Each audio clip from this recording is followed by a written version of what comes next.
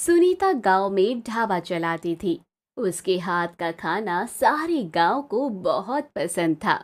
सुनीता का पति जुआ खेलने का आदी था। उसे अपने घर और परिवार का कोई भी ख्याल नहीं था। वो सारा दिन अपने आवारा दोस्तों के साथ जुआ खेलता और रात को नशा करके सो जाता। सुनीता अपने बच्चों रेखा और विक्रम का पालन पोषण अकेले ही कर रही थी। सुनीता का पति अक्सर जुए में हार जाता और फिर वो घर से अपनी पत्नी की जमा पूंजी उठाकर ले जाता। सुनीता उसे रोकने की बहुत कोशिश करती, मगर वो उसकी एक नहीं सुनता था। एक दिन सुनीता बच्चों को स्कूल के लिए तैयार कर रही थी। माँ, प्रिंसिपल मैडम ने कहा था कि अगर आपने इस बार फीस नहीं जमा करवाई तो वो हमें स्कूल से निकाल देंगी। हाँ माँ, मुझे भी प्रिंसिपल ने ऐसा ही कहा था। अब क्या हम स्कूल नहीं जा पाएंगे? नहीं मेरे बच्चों, तुम स्कूल जरूर जाओगे। मैंने इस बार कुछ पैसे तुम्हारे पिताजी से छुपा कर रख लिए थे, उसी से मैं तुम्हारी फीस जमा करवा दूंगी। सुनीता का पति उसकी सारी बातें छुपकर सुन रहा था। वो तुरंत से सुनीता के पास आ जाता है। कहाँ है वो पैसे? कैसे पैसे? मेरे पास कोई पैसे नहीं है। झूठ बोलती है, चल बता कहाँ है पैसे, नहीं तो आज तेरी खैर नहीं। पिताजी, माँ को मत मारिए। माँ, पिताजी को वो पैसे दे दीजिए। मैं नहीं दूंगी आपको। जितना मारना है मार लीजिए, वो मेरे बच्चों की फीस के पैसे हैं। क्या फायदा, इन्हें पढ़ाकर ये कौन सा अफसर बन जाएंगे। ला पैसे मुझे दे। सुनीता पैसे नहीं देती, जिसके कारण उसके पति को बहुत गुस्सा आता है और वो सुनीता को बहुत मारता है। पिताजी, माँ को मत मारो, माँ मर जाएगी। जब तेरी माँ मेरे काम नहीं आ सकती तो ये मर ही जाए, यही अच्छा है विक्रम। सुनीता अपने बच्चों की कसम से मजबूर होकर वो पैसे अपने पति को दे देती है। पति वो पैसे लेकर वहां से चला जाता है। सुनीता बहुत रोती है और खाना बनाकर ढाबे पर बेचने चली जाती है और बच्चे भी स्कूल चले जाते हैं। शाम को जब सुनीता वापस आती है तो रेखा अपनी माँ से कहती है, माँ, प्रिंसिपल ने हमें स्कूल से निकाल दिया। वो कह रही थी कि पहले फीस जमा करिए फिर स्कूल आना। बेटा, ये तो बहुत बुरा हुआ, पर तुम चिंता ना करो। मेरी आज की कमाई अच्छी हुई है, इससे मैं तुम्हारी और विक्रम की फीस जमा करवा दूंगी। फिर अगले दिन सुनीता बच्चों की फीस जमा करवा देती है और फिर घर के सब काम खत्म करके ढाबे पर जाने लगती है। तभी उसका पति फिर से उससे पैसे मांगने लगता है। मेरे पास अब कोई पैसे नहीं हैं, जो थे वो आपने कल ले लिए थे मुझसे। मैं तो ढाबे के लिए सामान भी उधार पर लाई हूँ। पर जो कल तेरी कमाई हुई वो कहाँ गई? उससे मैंने अपने बच्चों की फीस जमा करवा दी थी। ये सुनते ही उसका पति आग बबूला हो जाता है और उसे मारने लगता है। वो सुनीता को इतना मारता है कि वो बेहोश हो जाती है। फिर उसका पति वहां से चला जाता है। बच्चे जब स्कूल से आते हैं तो अपनी माँ को इस हालत में देखकर वो डर जाते हैं। माँ, माँ तुम्हें क्या हुआ?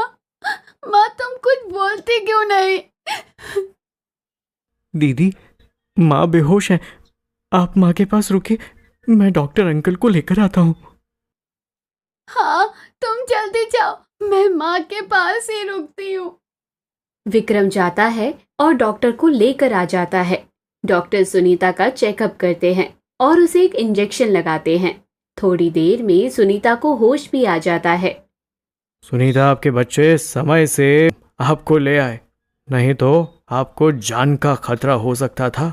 आपको इतनी बुरी तरह से किसने घायल किया है?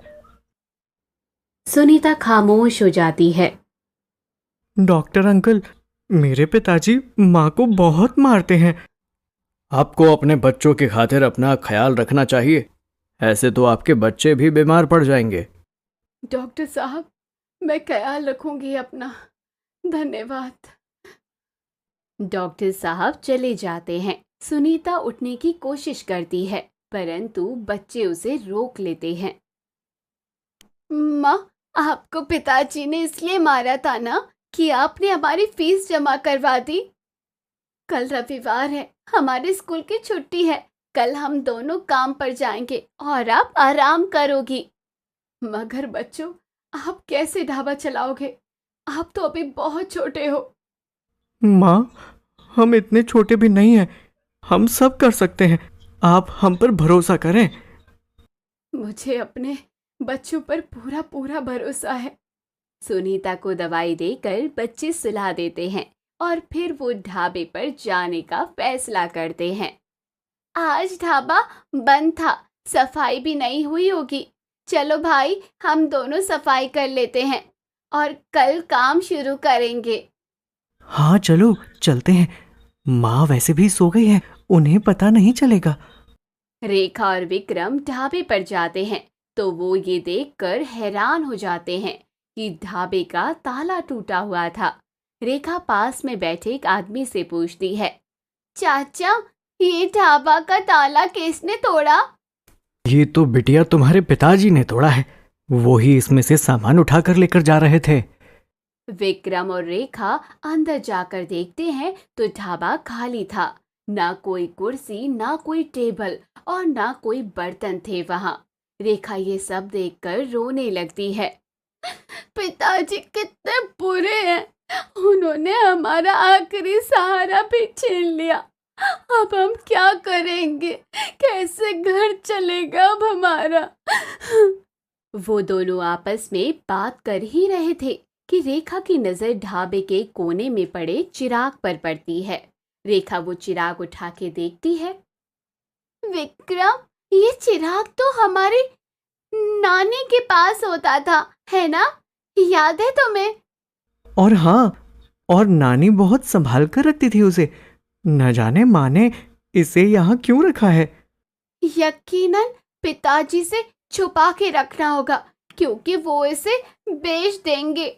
रेखा उस चिराग को जमीन पे रख के माचिस से जलाती है। जैसे ही चिराग रोशन हो जाता है तो उसकी रोशनी एकदम तेज होने लगती है और रेखा विक्रम को अपनी आंखों पर हाथ रखना पड़ता है और उस रोशनी के बाद वहां एक खूबसूरत परी प्रकट होती है। बच्चों, तुम दोनों क्यों रो रहे हो? क्या समस्या है? मुझे बताओ, मैं तुम्हारी मदद करूंगी। रेखा और विक्रम हैरान होकर परी से पूछते हैं, तुम कौन हो और इस चिराग में से कैसे निकली? मैं परी हूँ, मैं परिस्तान से आई हूँ। मुझे मेरे आका ने तुम्हारी नानी को दिया था, क्योंकि उन्होंने मेरे आका की मदद की थी। तब से मैं उनके पास थी। तुम्हारी नानी ने तुम्हारी माँ को ये चिराग दिया, लेकिन तुम्हारी माँ ने आज तक मुझे ना जलाया। आज तुम लोगों ने मुझे जलाया तो मैं हाजिर हो गई। फिर रेखा और विक्रम सारी बात परी को बताते हैं। बच्चों, तुम्हें परेशान होने की जरूरत नहीं है। मैं तुम्हारी मदद करूंगी, सब ठीक हो जाएगा। परी, आप कैसे हमारी मदद करेंगी? पहले बताओ, तुम दोनों को खाने में क्या पसंद है? मुझे तो शाही पनीर बहुत पसंद है। मुझे भी शाही पनीर बहुत पसंद है। परी अपनी छड़ी को गोल घुमाती है और देखते ही देखते सारा ढाबा नए सामान से भर जाता है और वहां बहुत सारा राशन भी आ जाता है। बच्चों, अब ये रसोई जादुई रसोई है। तुम्हें हुक्म करना है और तुम जो चाहोगे बन जाएगा। एक बार आजमा कर देख लो। हमारी जादुई रसोई, हमें शाही पनीर बनाकर दे। विक्रम के ऐसा कहते ही रसोई में खुद से शाही पनीर बन जाता है और दोनों बच्चे बहुत खुश हो जाते हैं और परी का धन्यवाद करते हैं और वो जादुई शाही पनीर घर लेकर जाते हैं। घर जाकर वो सारी बातें अपनी माँ को बताते हैं। सुनीता को विश्वास नहीं हो रहा था और फिर वो सब मिलकर शाही पनीर खाकर सो जाते हैं। सुबह सुनीता और बच्चे साथ में ढाबा खोलते हैं। और शाही पनीर बेचने लगते हैं। जैसे ही शाही पनीर बनकर तैयार होता है, उसकी खुशबू सारे गांव में फैल जाती है और ढाबे पर ग्राहकों की भीड़ लगने लगती है। दूसरी ओर सुनीता के पति को भी ये खबर पहुंच जाती है कि उसके ढाबे पर बहुत बढ़िया शाही पनीर मिल रहा है, जो कि लोग बार बार खाने आ रहे हैं। ये सुनकर सुनीता का पति ढाबे पर उससे पैसे छीनने चला जाता है। कहाँ है तेरी माँ? बुला उसे। पिताजी, माँ रसोई में है, वो खाना बना रही है। पति सीधा रसोई में जाता है और सुनीता से पैसे मांगने लगता है। इतने में वो परी वहां प्रकट हो जाती है और सुनीता के पति की डंडे से खूब पिटाई करती है। अगर तुमने अब इनसे पैसे छीने या इन्हें परेशान किया तो मैं तुम्हें बहुत अच्छा सबक सिखाऊंगी। परी जी, मुझे माफ कर दीजिए, सब समझ गया हूँ। अब मैं कभी भी जुआ नहीं खेलूंगा और ना ही अपने घर वालों को परेशान करूंगा। बहुत अच्छे से याद रखना, मैं तुम पर नजर रखूंगी। परी जी, आपका बहुत बहुत धन्यवाद। आपके कारण मेरी जिंदगी संवर गई। दोस्तों, आपको हमारी ये कहानी कैसी लगी हमें कमेंट बॉक्स में ज़रूर बताइए और चैनल को ज़रूर सब्सक्राइब कीजिए, जिससे हम आपके लिए अच्छी अच्छी वीडियो ला सके।